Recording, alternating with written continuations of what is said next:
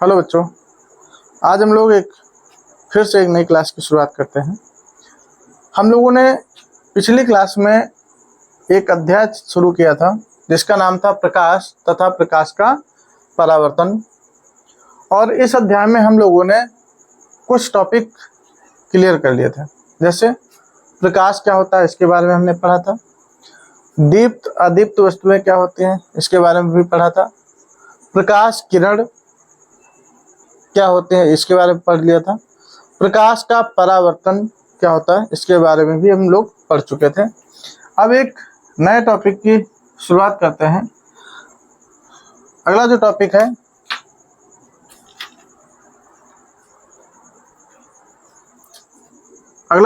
है उसका नाम है प्रतिबिंब। ठीक, अगला जो टॉपिक है उसका नाम है प्रतिबिंब। अब प्रतिबिंब से तात्पर्य क्या है? प्रति यानी ये कह सकते हैं, जैसे हम लोग कहते हैं कि कोई जब कागज वगैरह लिखना होता है तो कहते हैं कि 2 प्रतिमें बना लीजिए, 3 प्रतिमें बना लीजिए। तो 2-3 प्रति का मतलब क्या है कि एक जो पहले कॉपी थी उसकी उसी तरह से एक और फोटो कॉपी। ठीक, तो वही प्रतिबिंब। यहाँ पर बिंब जो शब्द लिया जाता है, एनसीईआरटी जो प्रयोग करते हैं वो बिंब शब्द प्रयोग करते हैं। तो बिंब से तात्पर्य यानी बिंब का प्रतिबिंब। ठीक, यानी बिंब का एक और रूप, ठीक, वो कहलाएगा प्रतिबिंब। ठीक, जैसे हम लोग सुबह सुबह जब हमें स्कूल के लिए जाना होता है तो हम लोग क्या करते हैं, दर्पण देखते हैं। दर्पण में यानी अपना चेहरा देख के हम ये देखते हैं कि हमें चेहरे में क्या लगा है, क्या नहीं लगा है, क्रीम पाउडर लगा है कि नहीं लगा है, और बालों को संवारते हैं। ठीक, तो जब हम दर्पण में देखते हैं तो दर्पण में हमारा ही एक प्रतिरूप दिखता है दर्पण में। तो ये जो हमारा प्रतिरूप दिखता है यही प्रतिबिंब है। ठीक, तो इसकी ये तो एक साधारण सी परिभाषा ऐसे हो गई, यानी जो उसके बारे में चर्चा। अब इसकी बात अगर करें और जो व्यवस्थित परिभाषा के बारे में, तो प्रतिबिंब क्या है? तो कह सकते हैं किसी व्यक्ति वस्तु से चलने वाली या किसी बिंदु वस्तु से। ठीक, जैसे, और ये इसका मुख्य अक्ष, ये जो बिंदु इसको बोलेंगे हम लोग वक्रता केंद्र, और यहाँ पर ही हमने फोकस को ले लिया। अब क्या किया, वक्रता केंद्र पर हमने कोई वस्तु रखी और इससे हमने एक प्रकाश किरण डाल दी मुख्य अक्ष के समांतर। तो जब कोई प्रकाश किरण मुख्य अक्ष के समांतर डालते हैं तो होता क्या है, ये प्रकाश किरण फोकस से होकर जाती है। ठीक, फिर क्या करेंगे, दूसरी प्रकाश किरण हम फोकस से डालेंगे। तो जो फोकस से जाने वाली प्रकाश किरणें होती है वो परावर्तन के पश्चात मुख्य अक्ष के समांतर हो जाती हैं। फोकस से जाने वाली किरणें मुख्य अक्ष के समांतर हो जाते हैं। तो ये क्या देख रहे हैं कि ये जो किरणें काटेंगे जाके वो यहाँ पे काट रहे हैं, ये थोड़ा टेढ़ा बन रहा है, तो ये यहाँ पे काटेंगे, यानी वक्रता केंद्र पर ही काटेंगे। ठीक, तो अब यहाँ पर क्या देखा हमने, ये हमने यहाँ पे कोई वस्तु रखी थी, यानी ओ डैश कोई वस्तु रखी थी। अब यहाँ से एक प्रकाश किरण ये इधर चली, यहाँ से एक प्रकाश किरण ये ऊपर की ओर चली, जो कि दर्पण के बिंदु हमने मान लिया ए से टकराई, और ए से टकराने के बाद फिर बिंदु एफ से होकर चली गई। फिर दूसरी एक प्रकाश किरण गई जो कि यहाँ बिंदु बी से टकराई और मुख्य अक्ष के समांतर हो गई।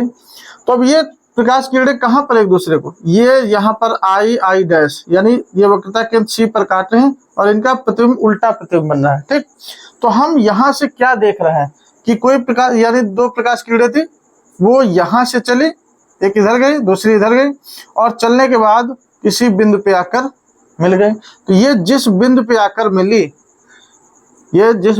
मिली, वही पहली बिंदु वस्तु का क्या कहलाएगा, प्रतिबिंब कहलाएगा।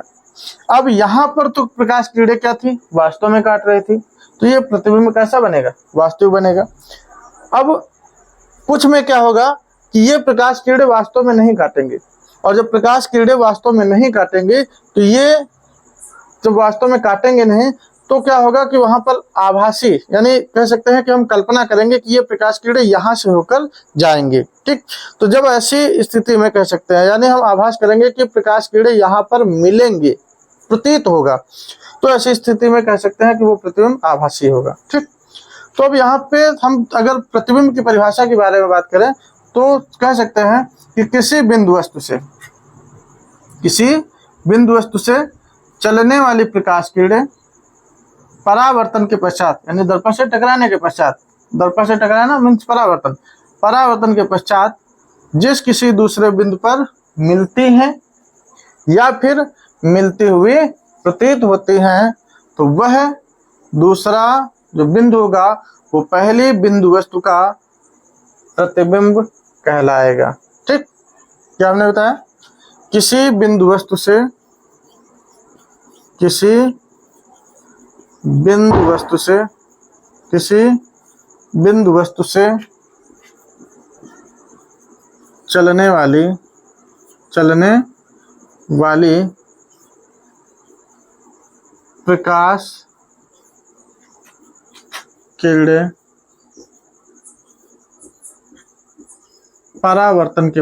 परावर्तन के पश्चात जिस किसी दूसरे बिंदु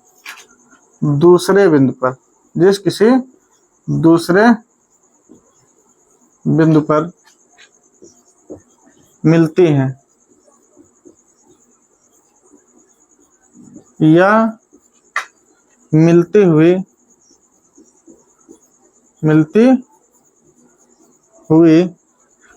प्रतीत होते हैं, तो वह दूसरा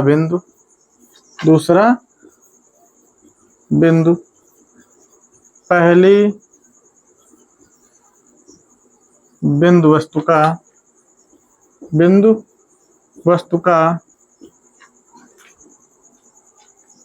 पहली बिंदु वस्तु का प्रतिबिंब कहलाता है। ठीक, यानी किसी बिंदु वस्तु से चलने वाली प्रकाश किरणें परावर्तन के पश्चात जिस किसी दूसरे बिंदु पर मिलती हैं या मिलती हुई प्रतीत होती हैं, तो वह दूसरा बिंदु पहली बिंदु वस्तु का प्रतिबिंब कहलाता है।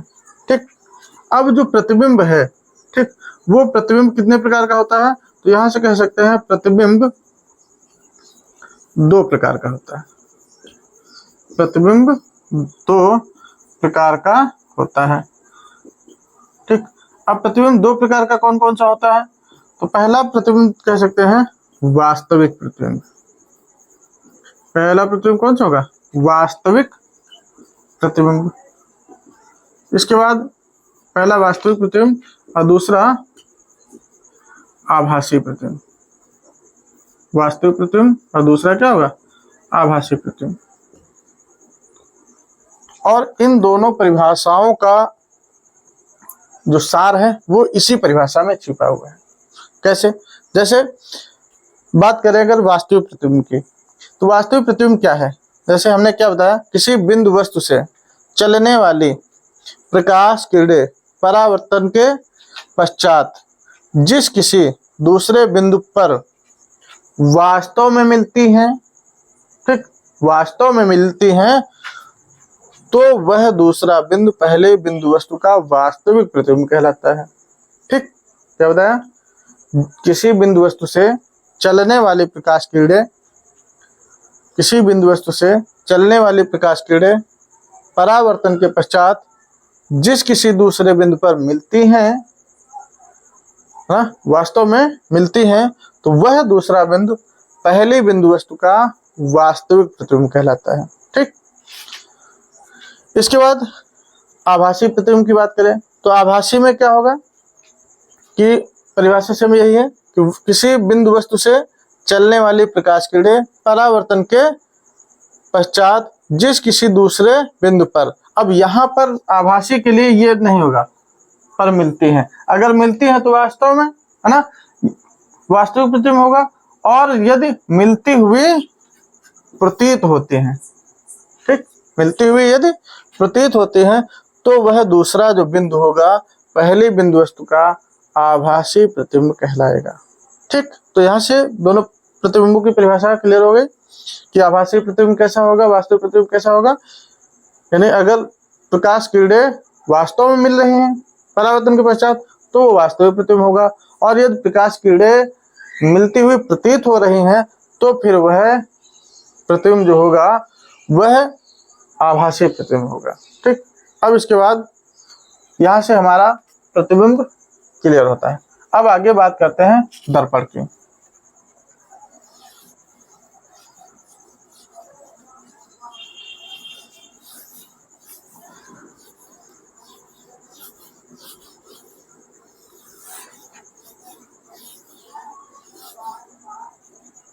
अब बात करते हैं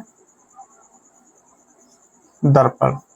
ठीक, दर्पण क्या है?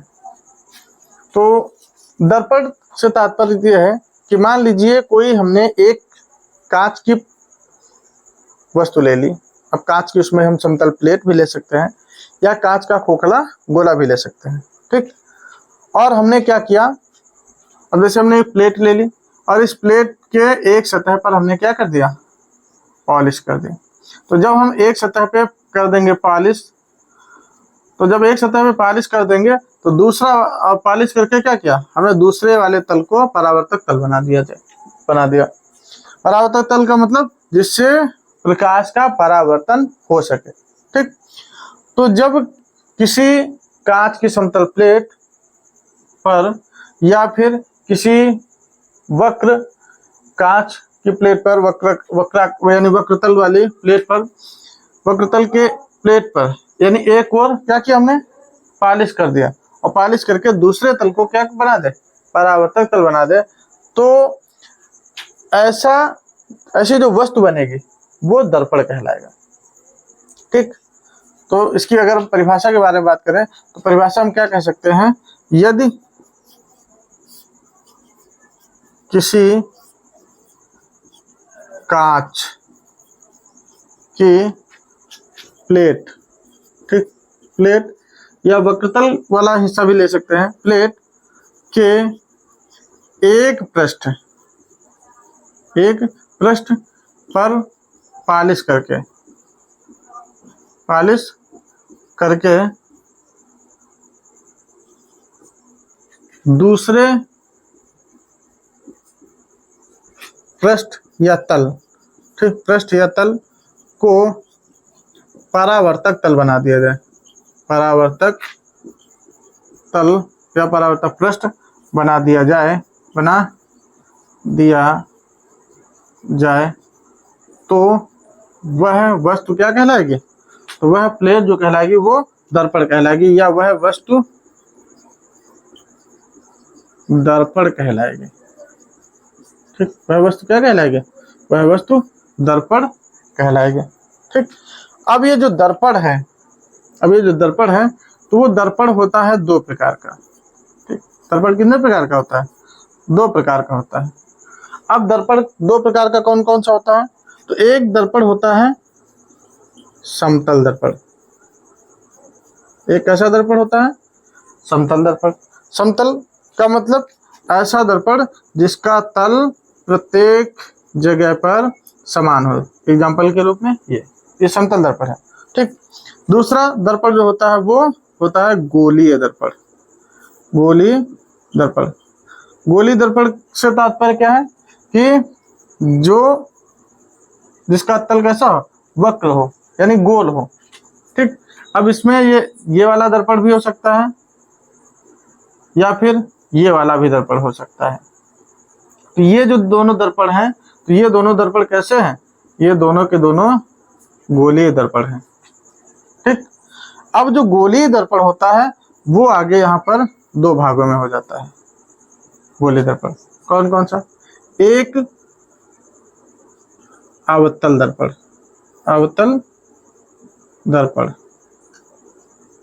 ठीक, और दूसरा उत्तल दर्पण। ठीक, बात समझ में आई? कहने का मतलब यह है कि जो दर्पण होता है वो दो प्रकार का होता है। एक दर्पण होता है समतल दर्पण और दूसरा गोलीय दर्पण।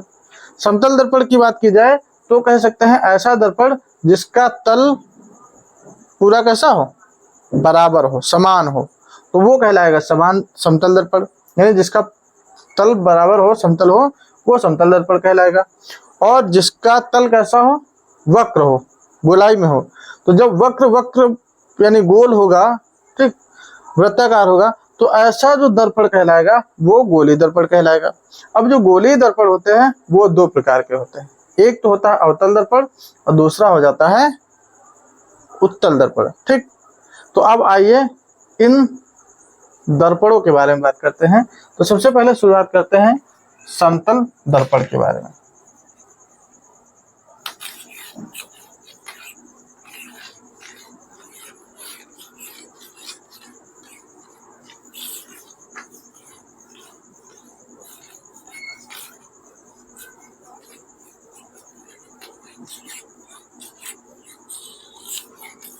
ठीक, हमने क्या बताया, दर्पण दो प्रकार का होता है, एक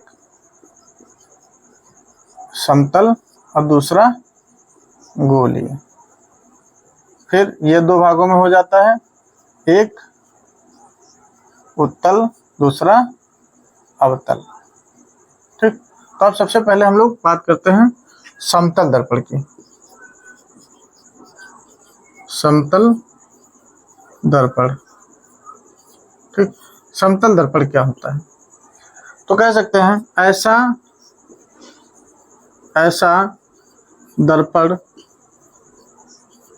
दर्पण जिसका तल समान हो। जिसका तल कैसा हो, समान हो। ऐसा दर्पण जिसका तल एक समान हो, तो वो क्या कहलाएगा, समतल दर्पण कहलाएगा। ठीक, हम लोग जो घरों में सुबह अपना चेहरा देखने के लिए, अपना प्रतिबिंब देखने के लिए जो दर्पण प्रयोग करते हैं वो समतल ही दर्पण होता है।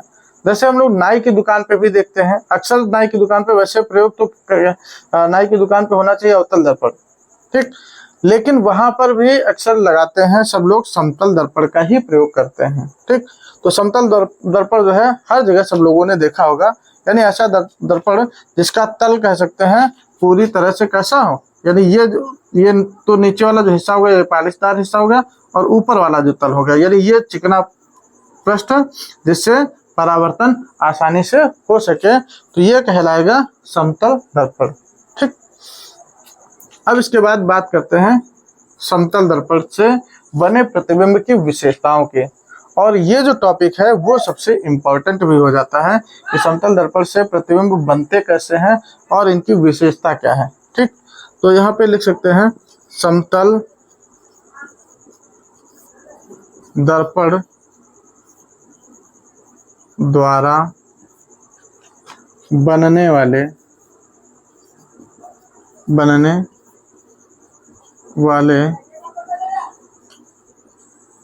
प्रतिबिंबों की विशेषताएं। ठीक, क्या बताया, समतल दर्पण द्वारा बनने वाले प्रतिबिंबों की विशेषताएं। इंपॉर्टेंट, बहुत इंपॉर्टेंट ये टॉपिक है और इससे अक्सर क्वेश्चन बहुविकल्पी में खासकर पूछे जाते हैं। जैसे सबसे पहला क्वेश्चन ये पूछा जाता है कि समतल दर्पण की फोकस दूरी कितनी होती है। पहला क्वेश्चन और सबसे इंपॉर्टेंट, समतल दर्पण की फोकस दूरी कितनी होती है। समतल दर्पण की फोकस दूरी, तो समतल दर्पण की फोकस दूरी की बात की जाए, फोकस दूरी होती है अनंत। कितनी होती है, अनंत। तो हम यहाँ कह सकते हैं कि समतल दर्पण की जो फोकस दूरी होती है वो अनंत होती है। ठीक, दूसरा पॉइंट क्या है कि समतल दर्पण द्वारा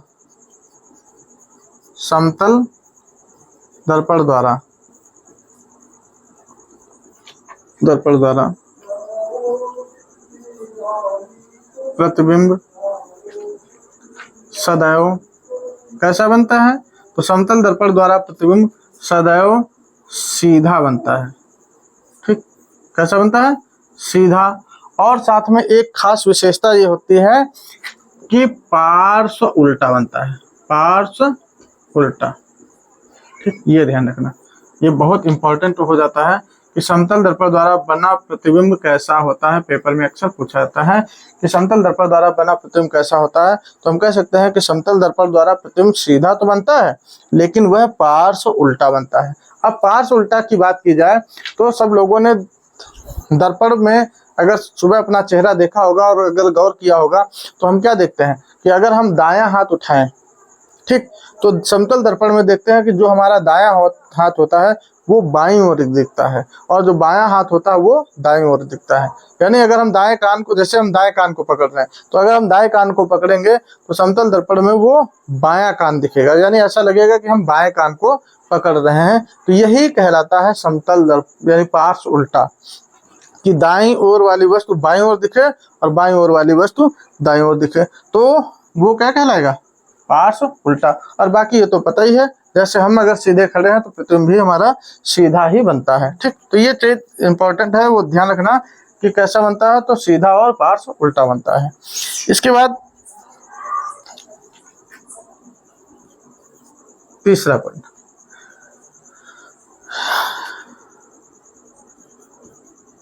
समतल दर्पण द्वारा प्रतिबिंब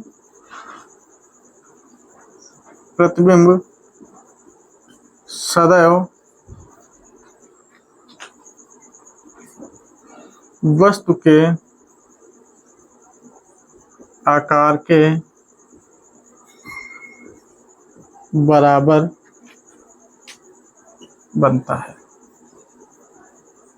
ठीक, बात समझ में आई कि समतल दर्पण द्वारा जो प्रतिबिंब बनेगा सदैव वो कैसा होगा, वस्तु के आकार के बराबर होगा। कहने का मतलब यह है कि यदि हमने समतल दर्पण के सामने 10 सेंटीमीटर ऊंची वस्तु रखी तो प्रतिबिंब जो बनेगा वो भी 10 सेंटीमीटर ऊंचा ही बनेगा। ठीक, यानी कह सकते हैं कि जो वस्तु की यानी जो प्रतिबिंब की लंबाई होगी वो वस्तु की लंबाई के बराबर होगी, या इसको हम ऐसे भी लिख सकते हैं कि प्रतिबिंब की लंबाई होगी, प्रतिबिंब की लंबाई जो होगी वो बराबर होगी किसके, वस्तु की लंबाई की।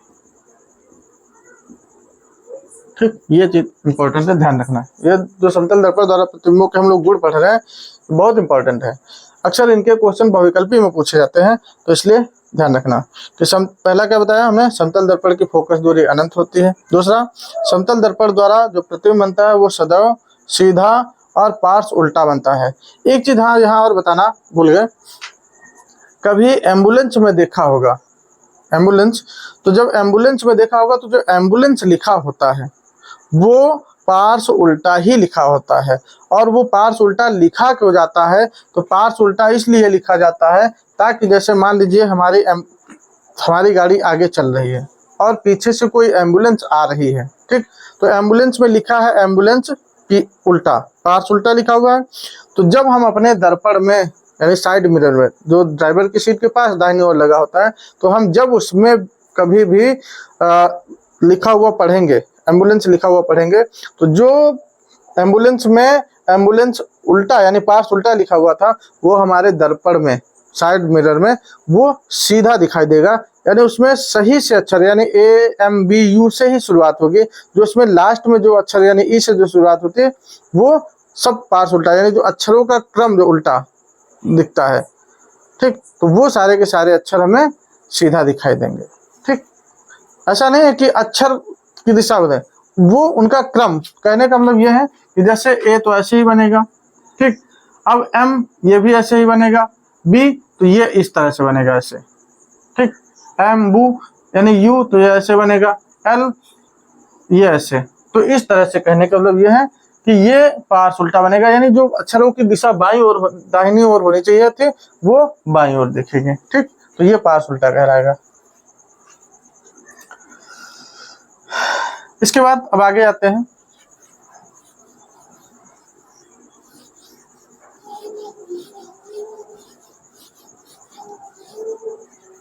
चौथा पॉइंट, पहला तीसरा क्या होता है, समतल दर्पण द्वारा प्रतिबिंब सदैव वस्तु के आकार के बराबर होता है। चौथा पॉइंट है प्रतिबिंब की दर्पण से दूरी बराबर होगी वस्तु से दर्पण की दूरी। बात समझ में आई? यानी जो v का मान होगा वो u के बराबर होगा।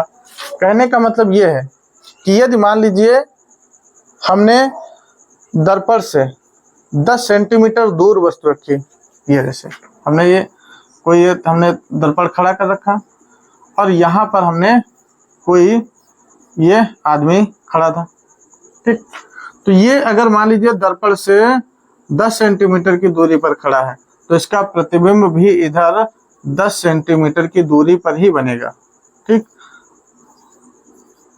ये भी 10 सेंटीमीटर की दूरी पर ही बनेगा। और कैसा बनेगा? यानी जितनी ऊंचाई इसकी है उतनी ही ऊंचाई इसकी भी होगी। यानी ये जो h होगी वो बराबर होगी इधर ये जो v का मान, यानी ये वस्तु इधर हमने वस्तु रखी थी और इसका प्रतिबिंब ये दर्पण से इधर बना तो जो v का मान है वो भी बराबर होगा। तो कहने का मतलब ये है कि जितनी दूरी पर हम वस्तु रखेंगे दर्पण से प्रतिबिंब भी उतनी दूरी पर बनेगा और जितनी ऊंची वस्तु रखेंगे उतना ही ऊंचा प्रतिबिंब बनेगा, ठीक। तो अगला पॉइंट ये। इसके बाद पांचवा बिंदु ये है कि मान लीजिए कोई व्यक्ति अपने पूरे शरीर को दर्पण में देखना चाहता है, ठीक। मान लीजिए कोई व्यक्ति किसी भी दर्पण में अपने पूरे शरीर को देखना चाहता है तो उसे अधिकतम कितनी ऊंचाई का दर्पण लाना होगा। जैसे मान लीजिए ये व्यक्ति, ठीक, इस चाहता है कि हमें अपना पूरा शरीर किसी दर्पण में देखना हो तो हमें दर्पण कितना बड़ा लाना होगा। तो कम से कम अगर इसे अपना पूरा शरीर देखना है तो अगर इसकी ऊंचाई अगर 5 फुट की है, ठीक, कितनी ऊंचाई है? 5 फुट की अगर इसकी ऊंचाई है तो उसको अपनी ऊंचाई का कम से कम आधी ऊंचाई यानी 2 सही 1/2 यानी 2.5 फुट ऊंचाई का उसे दर्पण लाना होगा, ठीक। यानी किसी भी व्यक्ति को अपना पूरा प्रतिबिंब किसी भी दर्पण में देखना है, ठीक। तो पूरा शरीर देखने के लिए किसी दर्पण में जितनी व्यक्ति की ऊंचाई होगी उसकी ऊंचाई का आधी ऊंचाई का यानी उस व्यक्ति की ऊंचाई की आधी ऊंचाई का दर्पण उसे लेना होगा। तो यहाँ पे लिख सकते हैं यदि किसी व्यक्ति को दर्पण में अपना पूरा शरीर देखना है, ठीक। यदि किसी व्यक्ति को दर्पण में अपना पूरा शरीर देखना है तो उसे अपनी ऊंचाई का तो उसे अपनी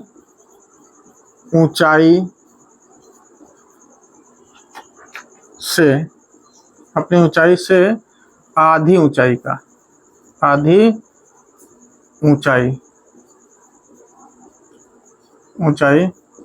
का दर्पण लेना होगा,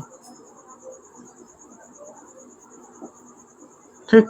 कहने का मतलब यह है कि यदि किसी व्यक्ति को अपना प्रतिबिंब देखना है तो जितनी व्यक्ति की ऊंचाई होगी, ठीक, व्यक्ति की ऊंचाई जितनी होगी उसकी आधी ऊंचाई का यानी दर्पण की ऊंचाई कितनी लेनी होगी।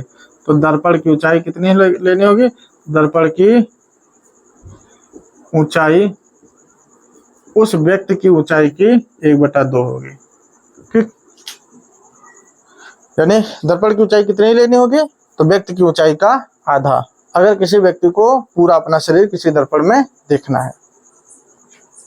इसके बाद एक और पॉइंट आ जाता है कि मान लीजिए कोई व्यक्ति किसी दर्पण के सामने 5 किलोमीटर प्रति घंटे की स्पीड से दौड़ रहा है, ठीक। मान लीजिए कोई व्यक्ति, जैसे हमने यहाँ पे कोई दर्पण रख दिया और यहाँ पर कोई व्यक्ति, ठीक, इसकी ओर दौड़ते हुए 10 किलोमीटर प्रति घंटे की रफ्तार से दौड़ रहा है या 5 किलोमीटर प्रति घंटे की रफ्तार से दौड़ रहा है, तो जितनी स्पीड से यह व्यक्ति दौड़ेगा उसका जो प्रतिबिंब होगा, ठीक, यानी इसका जो प्रतिबिंब होगा वो भी इधर उतनी ही स्पीड से दौड़ के आएगा। कहने का मतलब ये है कि वस्तु की जितनी चाल होगी दर्पण की ओर जाने के लिए प्रतिबिंब की भी उतनी ही चाल होगी, ठीक। यानी अगर यह व्यक्ति 10 किलोमीटर प्रति घंटे की चाल से दर्पण की ओर दौड़ेगा तो प्रतिबिंब भी 10 किलोमीटर प्रति घंटे की चाल से ही इधर दौड़ेगा। तो अगर कहा जाए दोनों एक दूसरे की ओर कितनी स्पीड से दौड़ेंगे, तो 10 किलोमीटर इधर का, 10 किलोमीटर प्रति घंटा इधर का, तो दोनों की स्पीड मिला के कितना हो जाएगा, 20 किलोमीटर प्रति घंटे की स्पीड से एक दूसरे की ओर दौड़ेंगे, ठीक। तो यहाँ से अब ये समतल दर्पण वाला टॉपिक पूरा होता है। अब इसके बाद अगले टॉपिक पे चलते हैं। समतल दर्पण यानी दर्पण का ही अगला भाग है।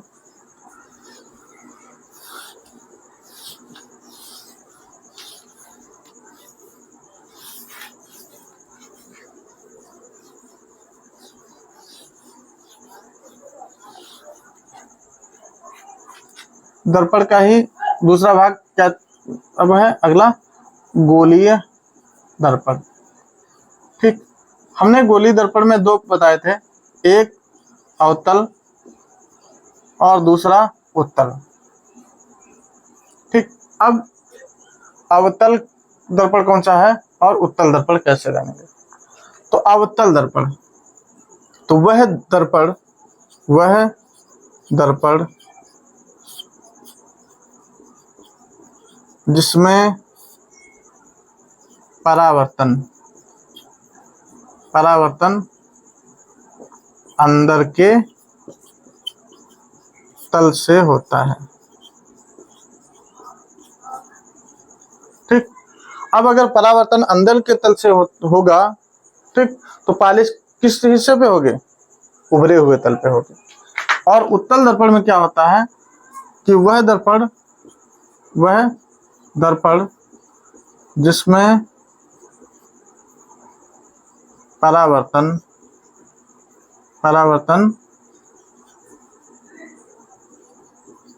उभरे हुए तल से होता है, उभरे हुए तल से होता है,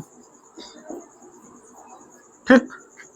अब ये कैसे जानेंगे कि किसमें उभरा किसमें, तो इसके लिए हम एक तरीका अपनाते हैं। जैसे हमने ये एक दर्पण बना लिया, अब ये जो दर्पण बना लिया इसके हमने उभरे हुए तल पे पालिश कर दी, और पालिश जब उभरे हुए तल पे कर दी तो अब क्या होगा, जो परावर्तन होगा वो किस तरफ से होगा, वो अंदर के दबे हुए तल से होगा। यानी यहाँ से प्रकाश की किरणें आके टकराएंगी इससे, ठीक, मुख्य के समांतर, यानी ये ऐसे यहाँ से होके टकराएंगे, ठीक। तो हम कह सकते हैं कि वह दर्पण जिसके उभरे हुए तल पर पालिश होती है तथा परावर्तन दबे हुए यानी अंदर के तल से होता है, और वह दर्पण जिसके, अब इसमें कह सकते हैं ये, जैसे ये दर्पण ले लिया और इसके दबे हुए तल पे हमने पालिश कर दी, और जब दबे हुए तल पे पालिश कर दी तो इसमें परावर्तन कहाँ से होगा, उभरे हुए तल से होगा। तो जब परावर्तन उभरे हुए तल से हो तो वह दर्पण कहलाता है उत्तल दर्पण। अब इसके लिए एक छोटा सा एक तरीका यानी एक छोटी सी ट्रिक याद रखते हैं, परावर्तन। अब परावर्तन दो तलों से होता है, एक तो होता है अंदर के तल से, अंदर, और दूसरा उभरे। तो हम ऐसे कह सकते हैं कि यदि परावर्तन अंदर वाले यानी दबे हुए हिस्से से हो तो आ से अंदर, आ से अवतल, ठीक। परावर्तन यदि दबे हुए तल से यानी अंदर वाले तल से हो रहा है तो इसका मतलब आ से अंदर व आ से अवतल दर्पण होगा। अब परावर्तन अगर उभरे हुए तल से हो रहा है तो ऊ से उभरा और ऊ से उत्तल, हमेशा के लिए कभी नहीं भूलोगे। तो ये याद रखना कि यदि परावर्तन अंदर वाले तल से हो रहा है तो वह दर्पण अवतल दर्पण होगा, और यदि परावर्तन उभरे हुए तल से हो रहा है तो वह परावर्तन उभरे हुए तल से होगा, ठीक। तो ये हमारा दर्पण कंप्लीट हुआ, यानी अवतल दर्पण और उत्तल दर्पण। अच्छा, गोली दर्पण पूछा था कि गोली दर्पण क्या है। तो गोली दर्पण के बारे में बात करें तो गोली दर्पण क्या है, तो कह सकते हैं गोली दर्पण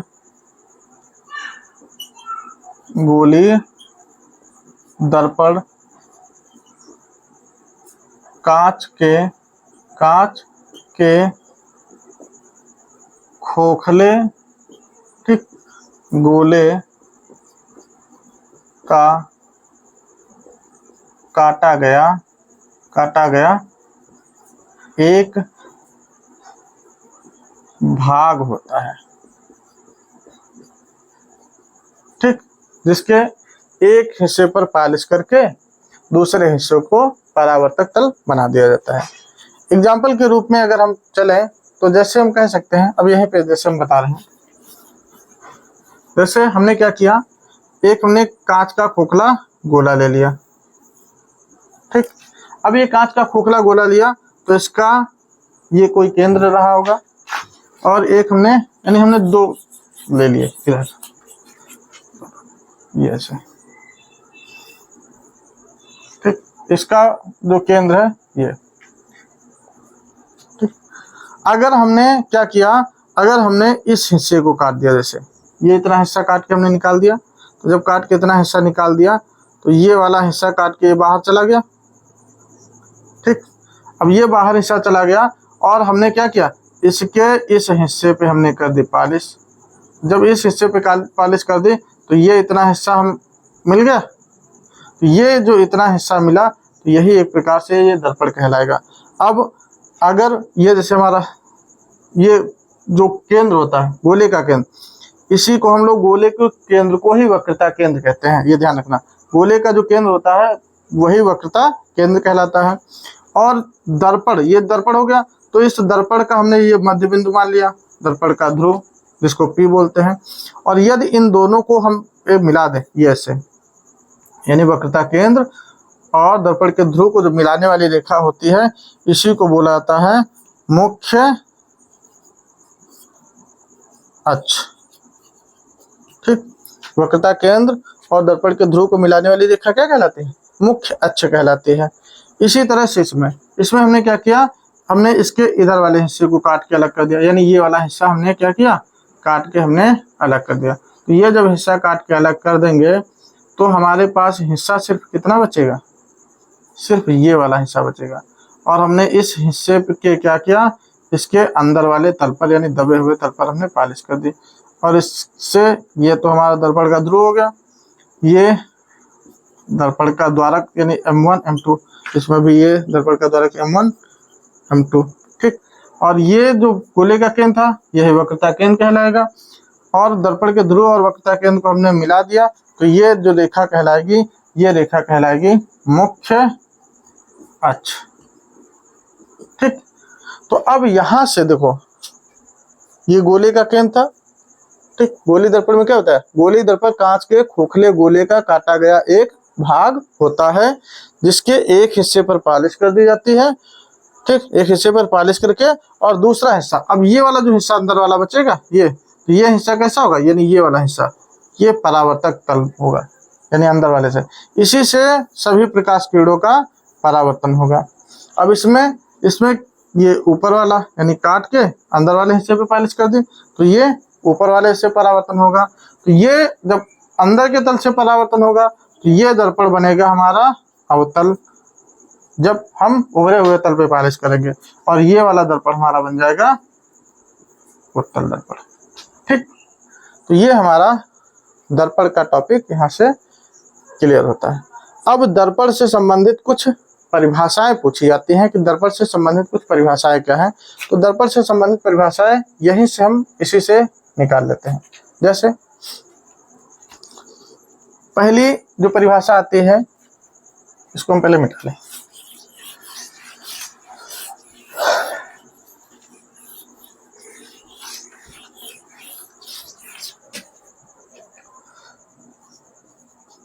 दर्पण से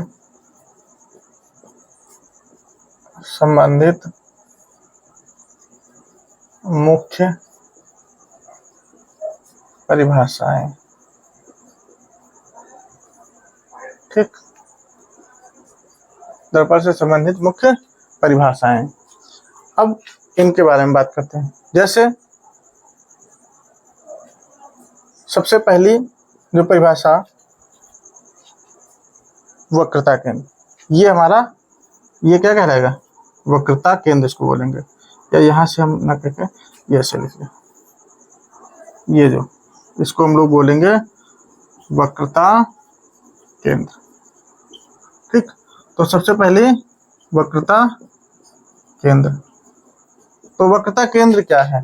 तो वक्रता केंद्र के बारे में अगर बात की जाए कि वक्रता केंद्र क्या है, तो कह सकते हैं वक्रता केंद्र उस गोले का केंद्र है। वक्रता केंद्र क्या है?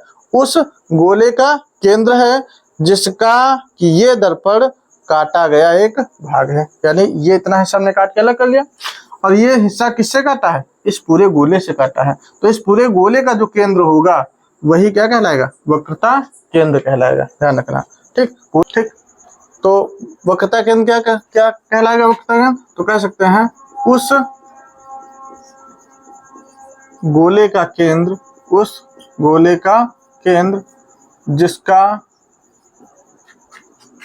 जिसका दर्पण काटा गया एक भाग है।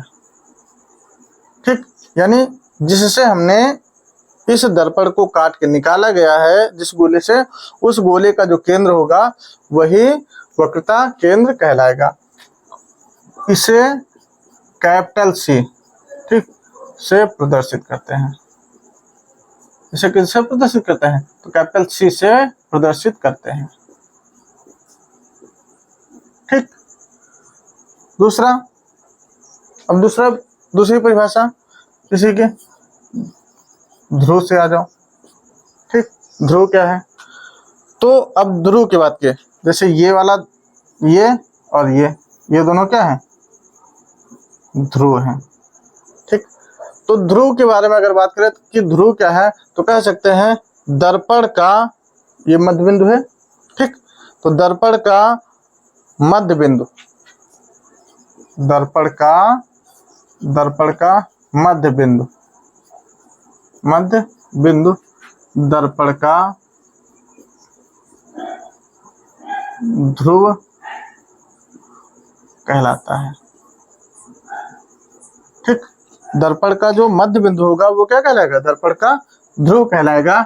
इसे कैपिटल पी से प्रदर्शित करते हैं। ठीक, दर्पण के ध्रुव को किससे प्रदर्शित करते हैं? तो दर्पण के ध्रुव को कैपिटल सी से प्रदर्शित करते हैं। ठीक, अगली परिभाषा के बारे में बात करें तो अगली परिभाषा क्या आती है? ये मुख्य अक्ष।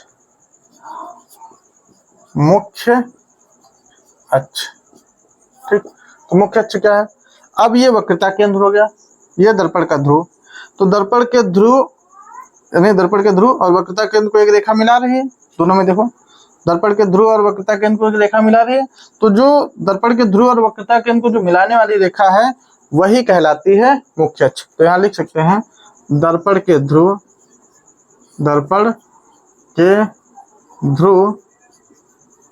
तथा वक्रता केंद्र को मिलाने वाली रेखा मुख्य अक्ष कहलाते हैं। ठीक, हमने वक्रता केंद्र के बारे में बताया कि वक्रता केंद्र क्या है। तो वक्रता केंद्र उस गोले का केंद्र है जिसका दर्पण काटा गया एक भाग है। ध्रुव क्या है? तो दर्पण का जो मध्य बिंदु है वह दर्पण का ध्रुव कहलाता है। इसके मुख्य अक्ष के ध्रुव और वक्रता केंद्र को जो मिलाने वाली रेखा है वो क्या कहलाएगी? वक्रता केंद्र कहलाएगी। ठीक, अब इसके बाद इसी से कुछ और परिभाषाएं निकल के आती हैं, जैसे फोकस क्या है? तो अब इसके लिए हम इसको मिटा रहे हैं। अच्छा, एक चीज और, यहाँ से एक और परिभाषा निकल के आती है। जैसे पूछा जाता है वक्रता त्रिज्या, ठीक, वक्रता त्रिज्या क्या है। तो ये हमारा दर्पण का ध्रुव। एक चीज ध्यान रखना कि दर्पण में जितनी भी दूरियां नापी जाती हैं तो वो सभी की सभी कहाँ से नापी जाती है, दर्पण के ध्रुव से नापी जाती है। यानी इधर से इसकी दूरियां इधर दाहिनी ओर चलेंगे और इसमें बाईं ओर चलेंगे। तो जितनी भी दर्पण की दूरियां नापी जाएंगी वो दर्पण के ध्रुव से नापी जाएंगी। तो अगर हम वक्रता त्रिज्या पूछे तो वक्रता केंद्र से ध्रुव तक की जो दूरी होती है उसी को हम लोग वक्रता त्रिज्या कहते हैं। तो यहाँ से लिख सकते हैं वक्रता केंद्र तथा ध्रुव के मध्य की दूरी को वक्रता त्रिज्या कहते हैं। ठीक, या इसको ऐसा भी कह सकते हैं कि जो गोले की त्रिज्या होगी, गोले की जो त्रिज्या होगी वही वक्रता त्रिज्या कहलाएगी। लेकिन वो उतनी परिभाषा सटीक नहीं बैठती है क्योंकि यहाँ पर गोला तो अब खत्म हो गया। तो यहाँ पर ध्रुव और वक्रता केंद्र के बीच की जो दूरी होगी, दर्पण के ध्रुव और वक्रता केंद्र के बीच की जो दूरी होगी वही क्या कहलाएगी, वक्रता त्रिज्या कहलाएगी। ठीक, ये हमारी चौथी परिभाषा।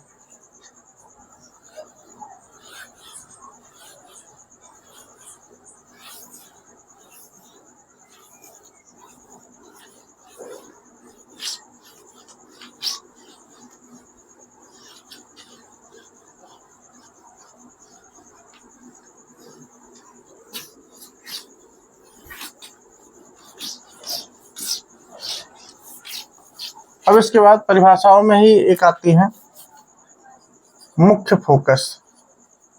पांचवी, मुख्य फोकस किसे कहते हैं। ठीक, या फोकस किसे कहते हैं। तो मान लीजिए ये हमने कोई अवतल दर्पण ले लिया, ठीक, और ये इसका फोकस। तो हम क्या करेंगे, मुख्य अक्ष के हमने जैसे कोई प्रकाश किरण मुख्य अक्ष के समांतर डाली, कोई प्रकाश किरण जैसे मुख्य अक्ष के समांतर डालेंगे तो वो क्या होती है, फोकस से होकर जाती है। तो इसी से परिभाषा हमारी बन जाती है। इसमें तो है ये वास्तव में होके जा रही है। अगर उत्तल दर्पण की बात करें, इस दर्पण में, तो इसमें क्या होगा कि यहाँ से जैसे कोई प्रकाश किरण मुख्य अक्ष के समांतर डाली, अब ये प्रकाश किरण इसको तो पार नहीं कर पाएगी। तो क्या होगा, ये यहीं से टकरा के ऐसे लौट जाएगी, यानी ऐसे गई, दर्पण से टकराई यानी परावर्तन हुआ और ये ऊपर लौट गई। तो जब लौट गई तो यहाँ से अगर हम इस ओर से यहाँ से अगर देखें तो यहाँ से देखने पर क्या लगेगा, ये प्रकाश किरण कहीं इधर से आ रही है, यानी ये ऐसे इधर से कहीं से आ रही है, ये तो ये फोकस माना जाएगा। तो इसी से परिभाषा निकलती है। इसी से क्या परिभाषा निकल के आ जाती है कि मुख्य अक्ष के समांतर चलने वाली प्रकाश किरणें जिस बिंदु से होकर जाती हैं या जिस बिंदु से आती हुई प्रतीत होती हैं, ठीक, जिस बिंदु से होकर जाती हैं या जिस बिंदु से आती हुई प्रतीत होती हैं, तो वह बिंदु मुख्य फोकस कहलाता है। वह बिंदु क्या कहलाता है, मुख्य फोकस कहलाता है। यानी मुख्य अक्ष के समांतर जाने वाली प्रकाश, यानी मुख्य अक्ष के समांतर प्रकाश किरण जिस बिंदु से जाती है या जिस बिंदु से आती हुई प्रतीत होती है, तो वह बिंदु मुख्य फोकस कहलाता है। ठीक, दूसरी परिभाषा इसी में एक और आ जाती है, फोकस दूरी। कि फोकस दूरी क्या है, फोकस दूरी। अब फोकस दूरी क्या है, जैसे यहाँ से कोई प्रकाश किरण जा रही तो ये तो फोकस हो गया, तो ये फोकस और ये दर्पण का ध्रुव। तो यहाँ से यानी मुख्य फोकस से लेके दर्पण के ध्रुव के बीच की जो दूरी होगी उसे हम फोकस दूरी कहते हैं, और इसी को हम लोग स्मॉल f से प्रदर्शित करते हैं।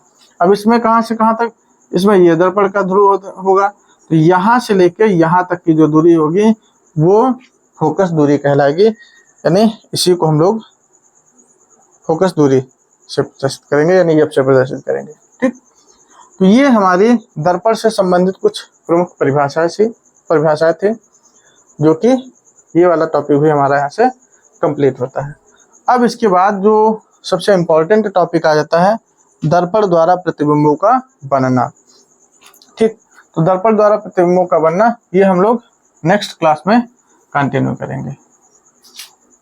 आज के लिए बस, धन्यवाद।